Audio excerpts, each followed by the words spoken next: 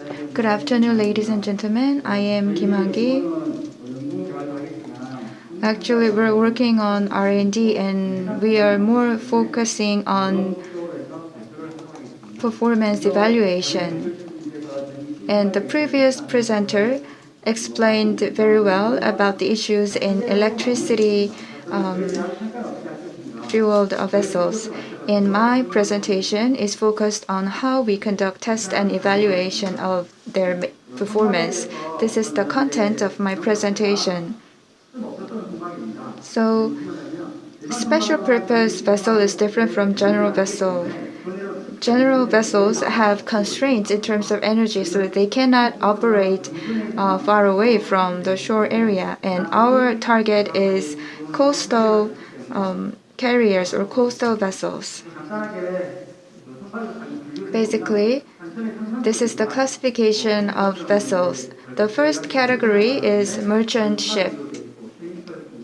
We have chemical product carriers, for example, and another category is ferry. If the number of passengers is 13 or more, then the ship is called passenger ship or ferry. And next is fishing boat.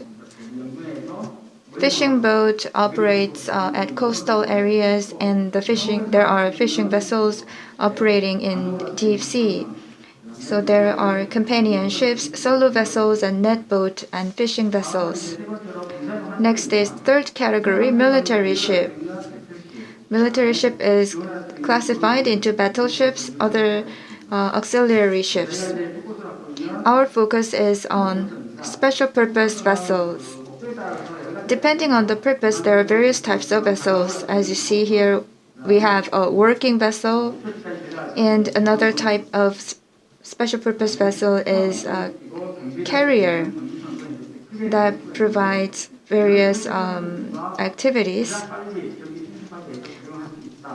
Though this special purpose vessel category is one of the areas where we can apply electricity based vessels.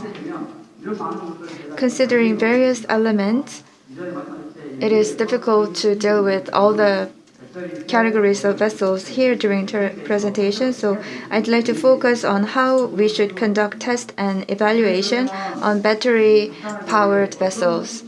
Then, first of all, let's have a look at what kind of laws and regulations those battery-powered ships are applied with. We have international convention and domestic laws. Domestic laws include ship safety law, ship law, and sailor law. So we are going to focus on ship safety law. It focuses on how the test and performance evaluation of the special purpose vessels can be made. Here, all vessels, including the police vessels, are included in this coverage.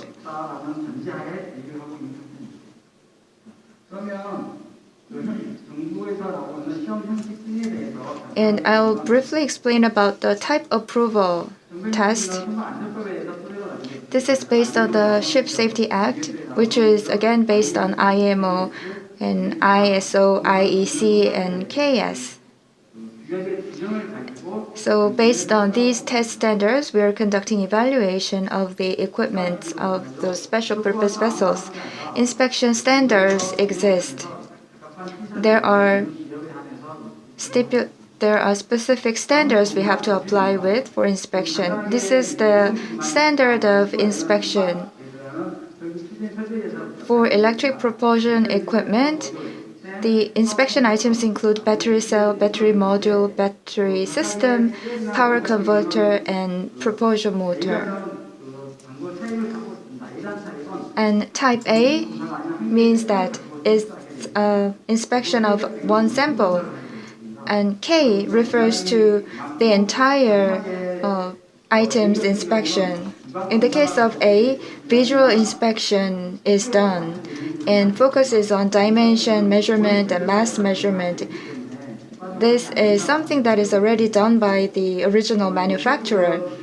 And in the case of propulsion motor, there are various complicated tests to be done.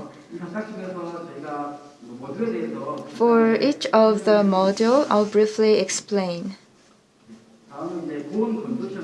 First one is high temperature drying test.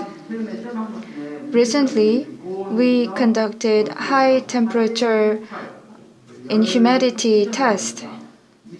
This is the test similar to the heating or fire test.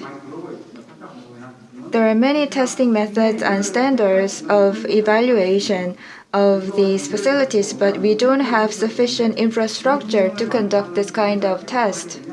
If we conduct the test, it doesn't work well because we don't have sufficient test infrastructure to conduct high temperature drying test. So in many times we have to set the equipment often.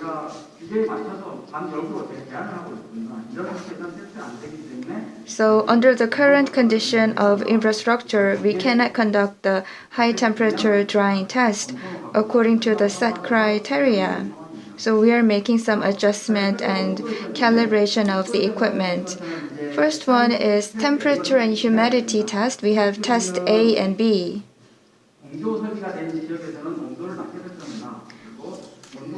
So when we don't have the air ventilation system, depending on whether we have air ventilation system or not, we choose test A or B. In the case of test A, we have to maintain environmental condition of temperature at high level for 16 hours. As for test B, there is a testing institution that is located near to our institution, but there was an accident because while conducting high temperature test, there was a fire, explosion or fire in that research institution. So the equipment chamber cost over 100 million Korean won, and it's difficult for us to secure such equipment. But we cannot talk to the companies that asked us to test their equipment to pay over 100 million Korean won for the expense. So we are using all resources we can to conduct the testing and evaluation. And there are ways to reduce the risks. So KSC or IESC standards are defined, but the way we conduct our test is a bit different from them. And we are setting the lab temperature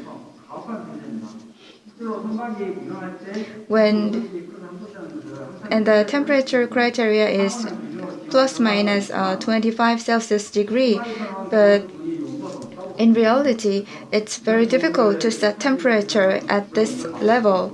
We are adjusting the ambient temperature, and we have to increase the temperature up to 55 Celsius degree in 3 hours. And if we have testing method, we need to have the equipments that fit that test method. But we don't have sufficient commercialized equipment. So many times we feel that we need to accumulate know-how in test equipment, and we have such equipment and provide support for companies.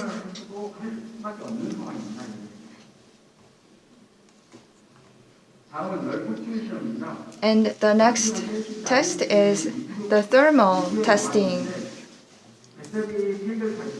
We use battery pack and conduct the test. And we have to apply fire inflammation at quite high level, which has very high risk. We do this in the closed place. There's a danger of fire, smoke, and toxic substance could be emitted from this kind of test. And we have doubt whether we really should have this kind of test.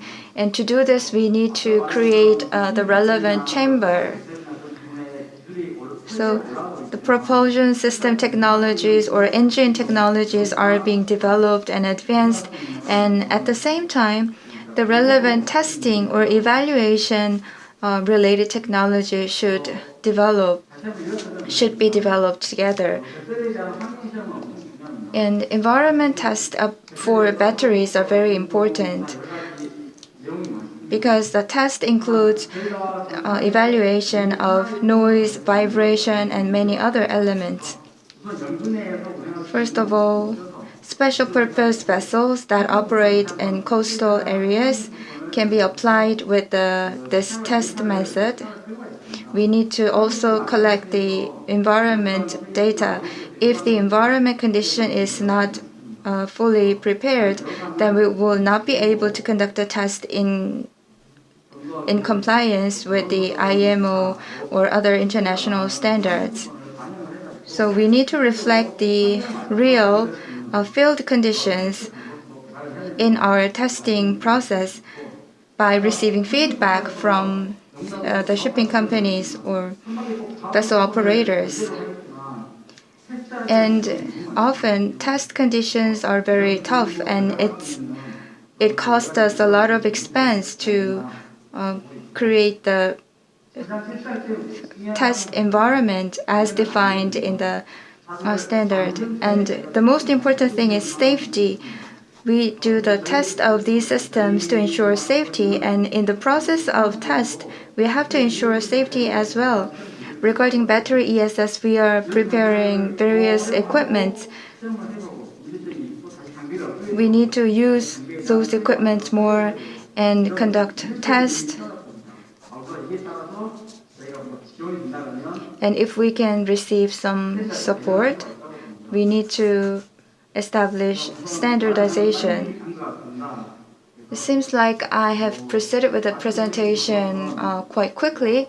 The takeaway point is that we need to develop and advance the technologies that are required for testing and evaluation. Very much, Mr. Kim, for your presentation.